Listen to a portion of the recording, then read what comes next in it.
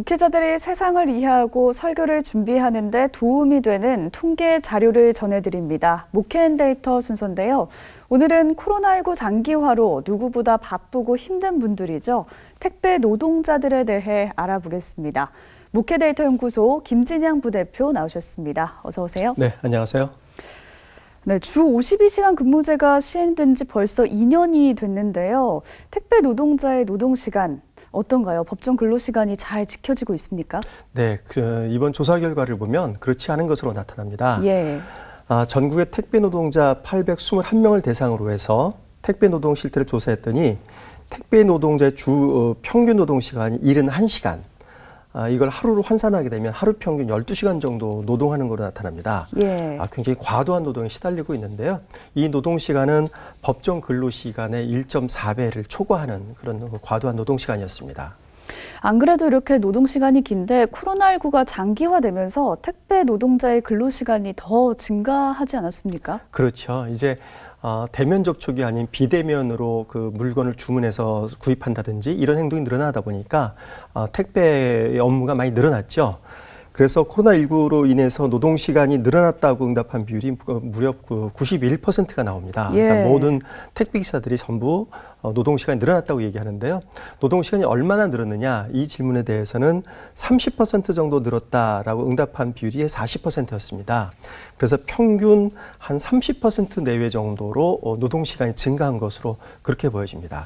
예, 저도 자주 택배를 받아보지만 자정이 다 된 그 늦은 시간에도 배송이 올 때가 있거든요. 그렇죠. 이런 경우에는 처리해야 하는 물량이 너무 많아서 발생하는 경우라고 보면 되겠습니까? 네.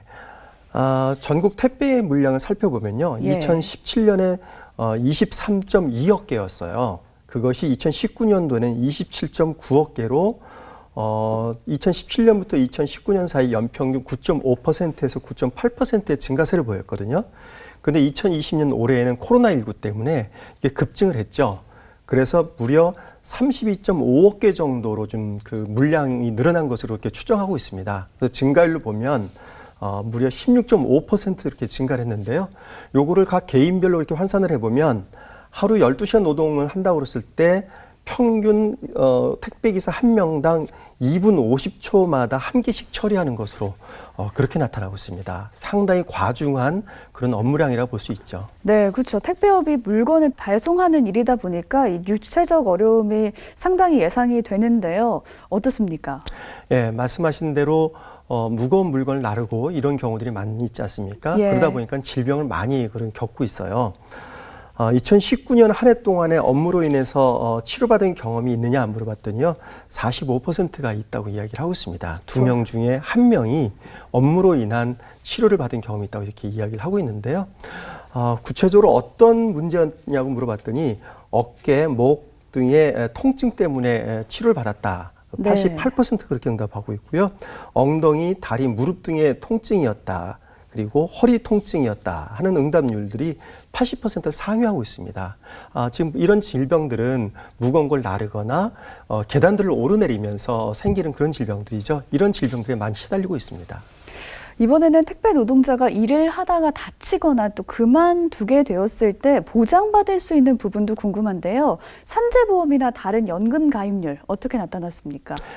보통 일반적인 노동자들은 4대 보험에 이제 가입이 되지 않습니까? 예. 그런데 택배 노동자들은 특수고용 노동자이기 때문에 4대 보험에 가입의 의무가 없습니다. 그래서 이번 조사 결과를 보면 고용보험의 경우는 대부분 가입하고 있지 않습니다. 그러니까 오로지 그 4%만 고용보험에 가입돼 있고요.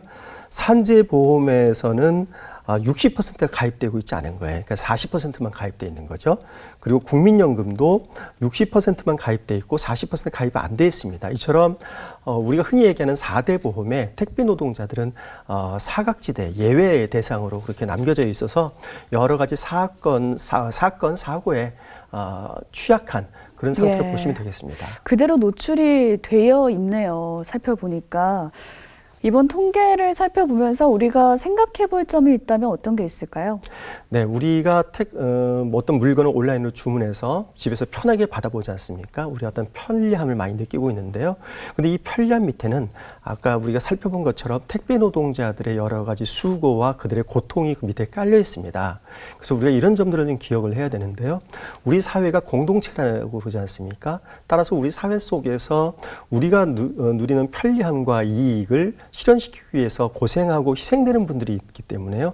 우리가 이 공동체 속에서 사회적 약자를 우리가 돌볼 수 있고 그들과 함께 할 수 있는 그런 길이라는 것을 우리가 기억하면서 우리가 그런 쪽으로 조금 더 관심과 노력을 두었으면 좋겠다는 그런 소망을 가져봅니다. 예, 더불어 살아가는 사회를 만드는데 우리도 함께 해야겠습니다. 오늘 네. 말씀 여기까지 듣겠습니다. 지금까지 세상과 교회의 흐름을 통계로 살펴봤습니다. 목회데이터 연구소 김진양 부대표 함께했습니다. 고맙습니다. 네, 감사합니다.